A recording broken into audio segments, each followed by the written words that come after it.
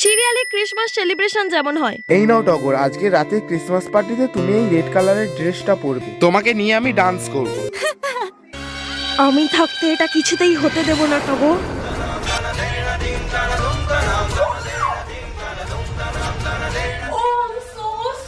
আমি দেখতে পাইনি, প্লিজ কিছু মনে করো না টগর।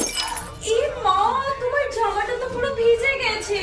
যাও তুমি চেঞ্জ করে আসো, শীতের সময় তোমার ঠান্ডা লেগে যাবে টগর। যাও তুমি চেঞ্জ করে আসো।